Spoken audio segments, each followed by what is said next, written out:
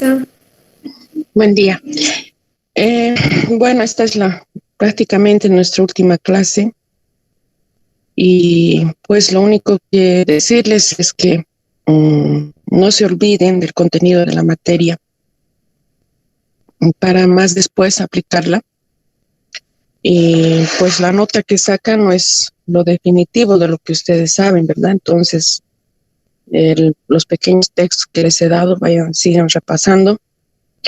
Y no se olviden también del perímetro cefálico. ¿Por qué les digo esto? Porque en los centros que han rotado se han olvidado de tomar este parámetro, ¿no? No se olviden que el mejor predictor del neurodesarrollo infantil y que provee una visión dinámica del crecimiento global en sí, incluso del niño, hasta los 6 años es este perímetro cefálico, ¿no?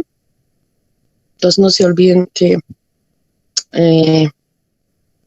no se puede entrar a la consulta un nutricionista si no está agarrado en la cinta métrica, ¿ya? Y no se olviden aplicarla. Entonces, vimos que en algunos centros han visto que hay microcefalia. En el caso de María Cristina Niños, han visto que bastante microcefalia y uno que otro macrocefalia también. Entonces, los 3 primeros meses de vida, el perímetro cefálico generalmente aumenta 0,5 centímetros casi inclusive por semana. Entonces, hasta 3 a los 6 meses, 1 centímetro por mes. Entonces, lo que habíamos dicho es que hasta los 6 meses del año, el 70% del perímetro cefálico ya está desarrollado. Y hasta los 6 años con algo definitivo. Lo que he estado viendo en el diagnóstico de esto es que a veces lo han puesto macrocefalia cuando es 53, 54 centímetros. No se olviden de que de 50 a 55, inclusive hasta 56 centímetros es normal. ¿Ya? Podemos hablar de macrocefalia de 56 para arriba y de microcefalia a la vez que sea, digamos, menos de dos desviaciones estándar hacia abajo. O sea, si un niño de 1 año tiene que medir más o menos 47 centímetros y estamos con 45, 46 que existe en los centros, entonces estamos hablando de una microcefalia. Entonces no se olviden eso, es importante este parámetro que lo vayan aplicando después. Y también de lo que hemos repasado, a pesar que no es parte del plan global, hemos hablado de anorexia, que es un tema muy importante y han debido ver también en los centros, en los niños, que es la parte más fundamental quizás de poder, que no se puede a veces manejar, ¿no? Hasta en los centros que hemos ido a drogodependientes, hemos visto que a un principio tienen una especie de ansiedad por la dependencia, ¿no? A la droga, pero después entran en un proceso de anorexia. Y la anorexia hemos visto también de que no es solamente que nosotros tenemos que manejar, sino que tiene que ser en equipo, todo en equipo, ¿no? Como hemos visto en los centros, repito. En Caramarca, por ejemplo, hemos visto de que es un trabajo realmente en equipo, que la nutricionista no hace sola, sino tiene que hacer a la vez con el psicólogo, con el trabajador social, con el médico y la enfermera. Ya no se olviden de eso, de siempre de trabajar en equipo. Y tampoco no se olviden de la fisiología del aparato digestivo, que es parte fundamental para que ustedes incidan en cualquier clase de dietoterapia, ¿no?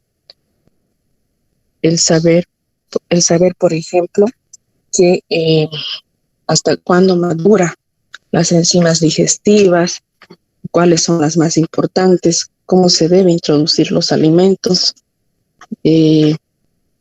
a la vez también la parte renal, que es tan importante, que hemos avanzado los requerimientos nutricionales, que la parte fundamental es el manejo de proteínas en niños, ¿no? Para no tener a lo posterior problemas de insuficiencia renal, porque no siempre se manifiesta ese momento la patología, ¿no? Sino esto se sobrecarga y se va aumentando y se manifiesta ya en la edad adulta, ¿no?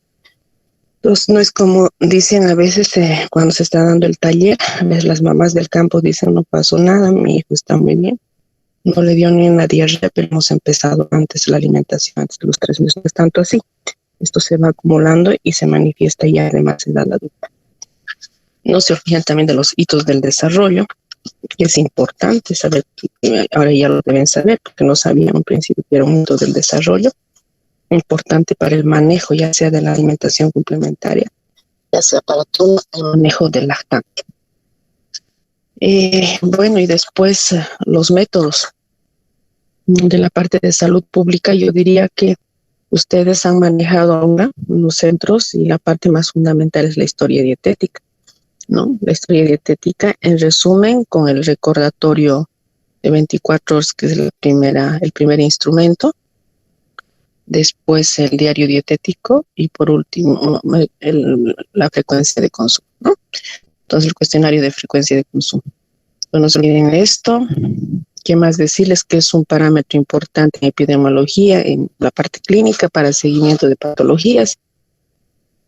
Y por último, lo que hemos avanzado son los marcadores bioquímicos nutricionales, que es parte fundamental de la materia para que ustedes vayan a un centro y hagan el diagnóstico certero de la patología que están sospechando. Y no se queden siempre con el diagnóstico que el médico ha dado, ¿no? Sino para que se les ha enseñado esto es para que revisen en totalidad la historia clínica, vean la parte de los laboratorios y vean tal vez algún marcador bioquímico se le ha ido al médico para que ustedes también sugieran. Ya nunca tengan miedo de pedir los laboratorios pertinentes, sean muy seguros donde vayan, porque están a la par del médico, ¿sí? No tienen que aminorarse ante ellos y hacer la parte también, pedir la parte de laboratorios, porque como experiencia les digo, se les olvida mucho a veces también algunos parámetros, ¿no? Entonces, cuando estén ustedes viendo, no se vayan directo a la dieta, ¿no? Revisen la parte de la patología, revisen los laboratorios y si es pertinente, pidan lo que tienen que pedir. Ya, a ver, hemos avanzado colesterol, triglicéridos, hemos visto de que estos parámetros, por ejemplo, son muy importantes en nuestro medio. Les he dicho que de 10 pacientes, generalmente 8 tienen este problema de colesterol y triglicéridos elevados y no lo sabían, ¿no? Y a veces nuestros pacientes lo manejan como si no tuviera, digamos, importancia, ¿no? Pero sin embargo hemos visto que las consecuencias pueden ser fatales, puede llegar a una arteriosclerosis, un ACV por más adelante si está acompañado especialmente por hipertensión arterial y que generalmente hipertensión arterial y colesterol y triglicéridos van de la mano, ¿ya? Entonces no se olviden los valores deseables de colesterol y triglicéridos. Y si son leves la elevación, entonces es más fácil de detenerlos, ¿no? Cuando ya son valores muy altos, a veces es difícil de bajarlos. Y tenemos que acudir a una medicación, como les decía en el caso de la atorvastatina. La anemia, lo mismo, ¿no? Hemos hablado de la anemia, hemos visto de que a pesar de tener síntomas leves, tiene síntomas graves que llegan inclusive a una insuficiencia cardíaca congestiva. Puede tener problemas cardíacos y demás, ¿no? Entonces es importante el manejo de la hemoglobina, glóbulos rojos y saber también cómo vamos a incidir. Hemos visto que, bueno, las embarazadas son las de mayor riesgo, los ancianos y las mujeres que están con la menopausia o premenopausia, ¿no? Y también las niñas que están empezando con la menopausia. Entonces, todo esto no se olviden de la creatinina, que es un valor muy importante para la insuficiencia, para diagnosticar una insuficiencia renal, las inmunoglobulinas, que hemos avanzado todo esto, las clases de inmunidad, ¿no? Que es importante ahora más que todo que estamos en problemas de COVID. Entonces es importante manejar estos términos y todo lo que es albúminas y la parte que hemos avanzado en pancreatitis, el perfil reumático y un tema que hemos cerrado con el tema es de perfil tiroideo, que es la base también para que ustedes vayan manejando en consultorio en casos de delgadez extrema o de sobrepeso y obesidad que son rebeldes. ¿no? Entonces, repasen todo con calma, véanlo, y el viernes es el examen final. Ahora no sé si tienen alguna pregunta.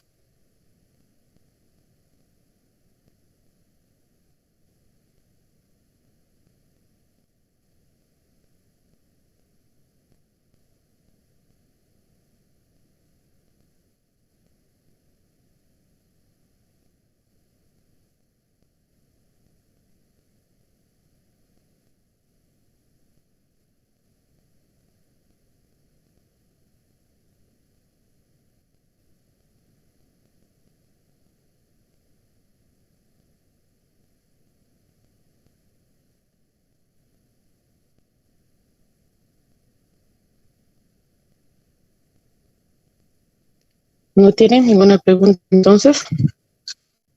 ¿Está todo claro? Entonces repásenlo, estudianlo con calma.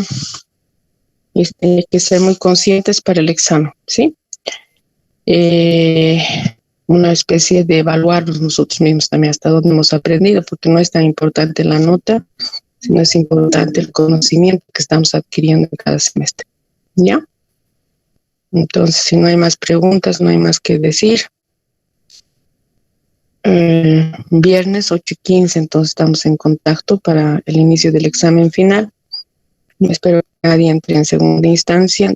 Directamente, la segunda instancia sería el día martes. ¿Ya? ¿Está bien entonces? ¿Todo bien entonces? ¿Ya? Entonces vayan a estudiar con calma. De todas maneras, a pesar que es la última clase, creo, yo siempre estoy para ustedes. Saben dónde encontrarme, mediante el WhatsApp, mediante cualquier consulta privada, estoy ahí. Y a posterior también, si Dios lo permite, sigo en la institución para sus trabajos dirigidos. Ustedes saben que hay mucho tema por sacar ahí en los centros, ¿ya? Les espero entonces, me dio el gusto de haberlos conocido personalmente en la práctica a cada uno de ustedes, ¿ya? Entonces nos vemos el viernes, o nos contactamos, no nos vemos. ¿Ya? Listo, hasta luego. Hasta luego, doctora. Que le vaya bien. Hasta el viernes, doctorita.